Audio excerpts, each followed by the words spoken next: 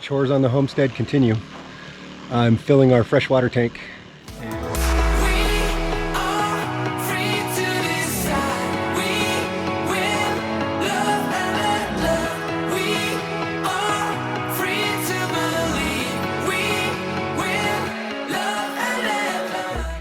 And I'm using my homemade setup I made.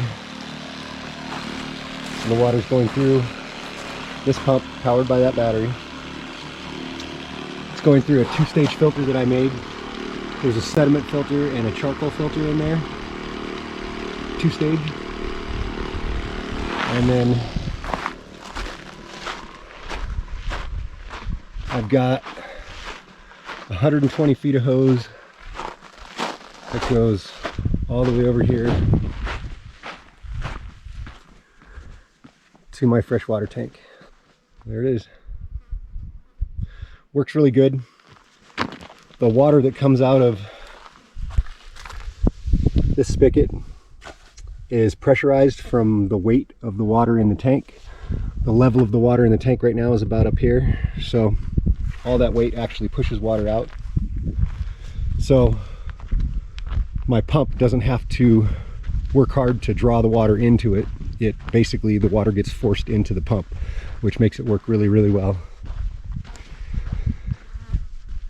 This is all the stuff that we got at Home Depot yesterday. I'm gonna build a set of shelves and a workbench in the shipping container. I'll be showing you that. So what I'm doing right now, while the water is filling in the tank, and I was smart,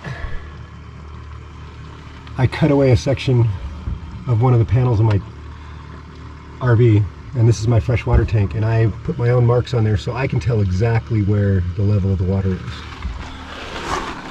The problem with RVs is that they only give you the amount of water that's in the tank. It either reads empty, 1/3, 2/3, or full. So that means that when it gets 1/8 of an inch below full, when it's still well over 7/8 of a tank full, it'll read 2/3 full. When it gets a 1/16 of an inch below 2/3, it'll read 1/3 full, and then it still has a ton of water in there. And then when it gets just a 1/16 of an inch below 1/3, it'll read empty, even though there's still more than 3/8 of a tank left in there. So it's just not a very accurate way of doing it. There are other gauges that you can buy for several $100s, but you know, the thing I found is that anything that's electronic or whatever, it can always break. There's chances that it can not be exact. Your eyeballs are the best judge of just about everything. So that's what I go with. So what I'm doing now, I'm mixing up my own potting soil. What I've done is I put a 2 cubic foot bag of mulch in there. I'm adding in about a half a bag of perlite to improve drainage.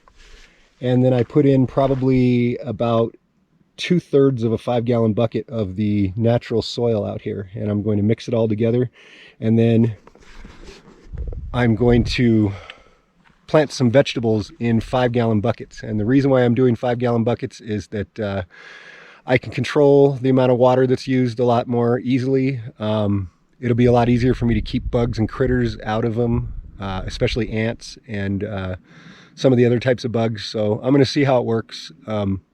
I'm going to plant the vegetables that we tend to eat the most. I'm only going to do 4 buckets. So, and I know it's a little late in the season, but I think there's still enough time left. There's still a good 2 months of warm weather left. That's enough to probably get a few vegetables off of them. And if not, I really enjoy gardening.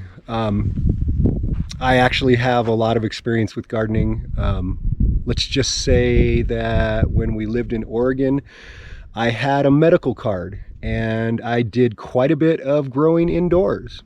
And I know how to create an outdoor environment on the inside, and my outdoor gardens were always spectacular and I had very high yields. So that's where my experience lies. So I'm sure that in the comments you're going to give a ton of suggestions on what I'm doing wrong and what I should do differently or whatever. But one thing's for sure, when it comes to gardening, there's literally 1,000 different ways to do it. Just like there's, 100 different ways to chew your food. Not one of them is wrong, not one of them is right. They're all good. So anyway, there it is.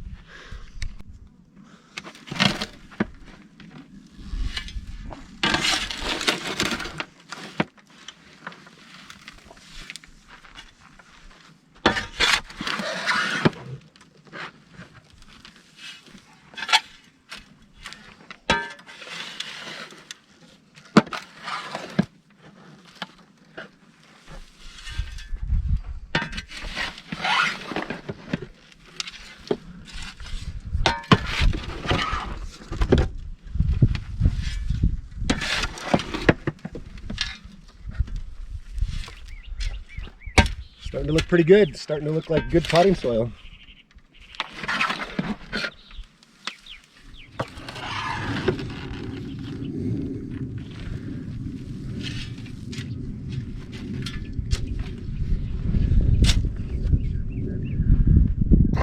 All right, I'm gonna call that good enough. It doesn't, when it comes to stuff like that, it doesn't have to be absolutely perfect. I'm sure there's gonna be a little bit at the bottom that's not completely stirred up. It's not gonna make a single bit of difference.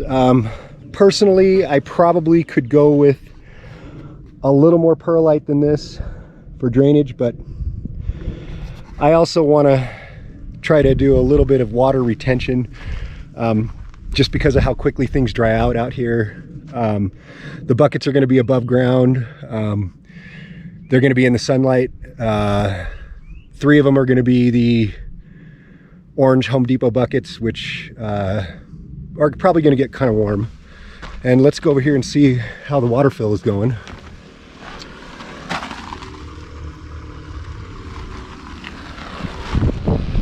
Almost full. And it's still somewhat early in the morning. I came out here and got started about 6:30. It's going to be hot today. It's going to be 90 degrees again. I can work fairly well in the heat as long as it's windy. As you can see, we have early clouds. This time of year in Arizona, these kinds of clouds are going to do nothing but build and grow larger and larger throughout the day until the afternoon, when we more than likely will get a little bit of rain.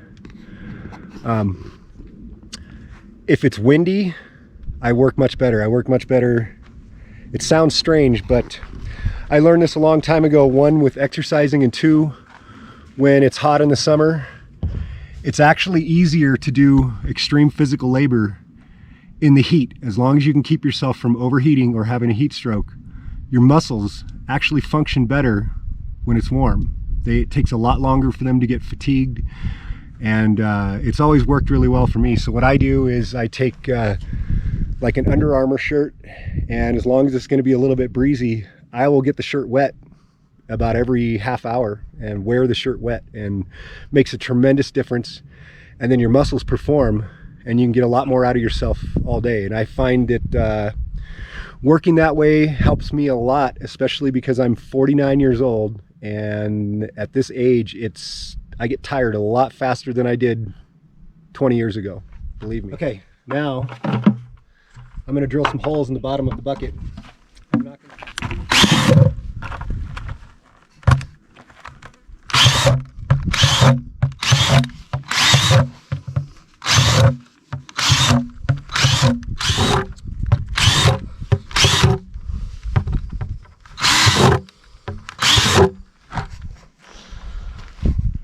There it is, holes in 4 buckets.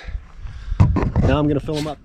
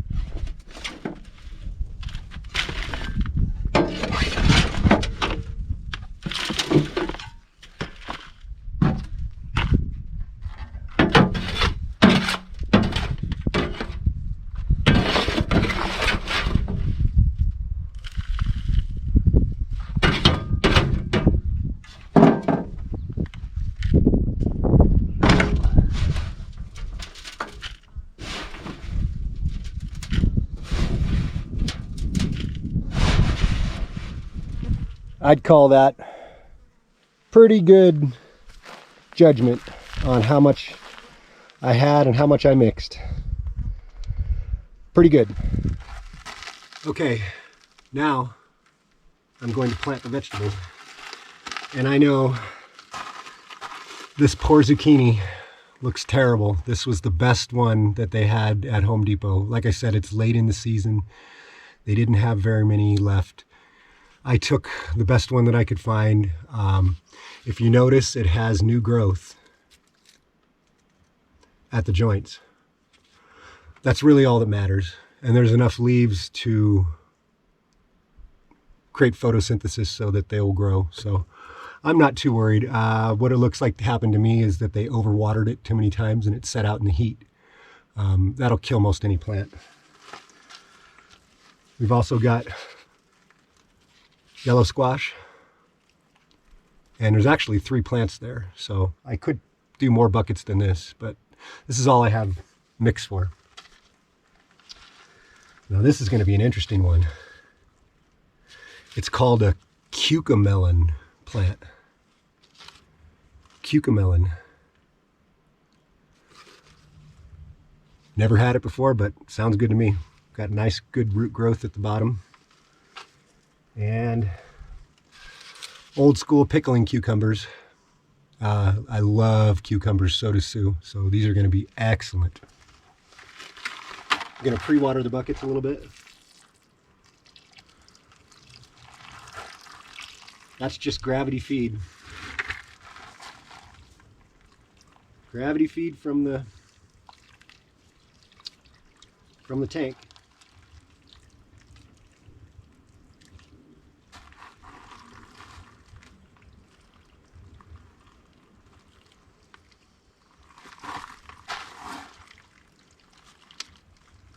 Not bad drainage.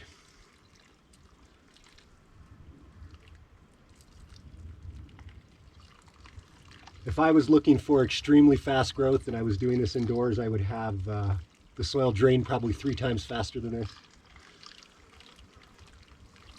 But it looks like it's going to have decent moisture retention. I don't think it's going to be very hard for the roots to dig through this.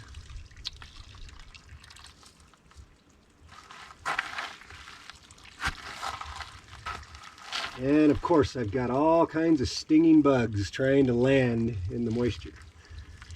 This is what it's like out here. You can't be afraid of bugs if you're going to be out in the wilds of Arizona.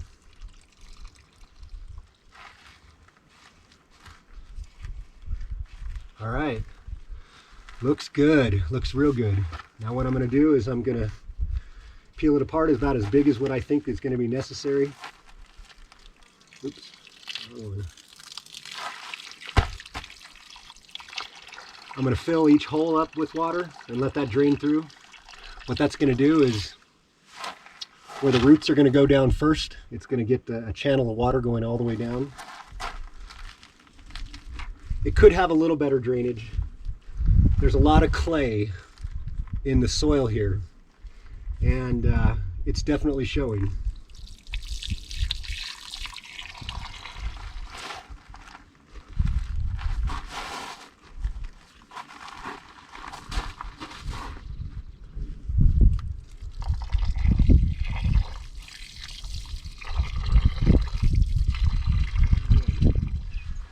So what I like to do whenever I transplant something, I give it a few gentle squeezes around the bottom.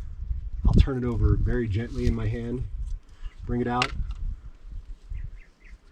I'm going to just lightly break up the root base and then plant it.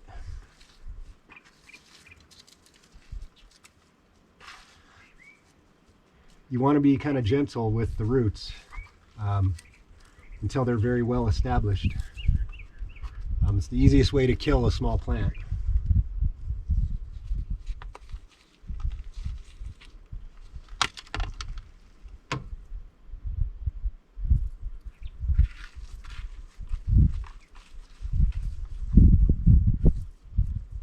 My arm. The second you expose any water out in the open air, all the bugs come.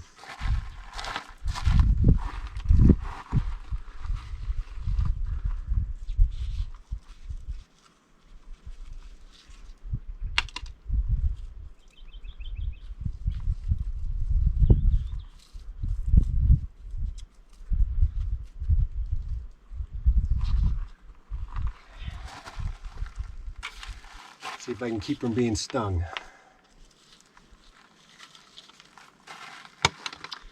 Now that's the best set of roots I've seen yet. Nice white, healthy.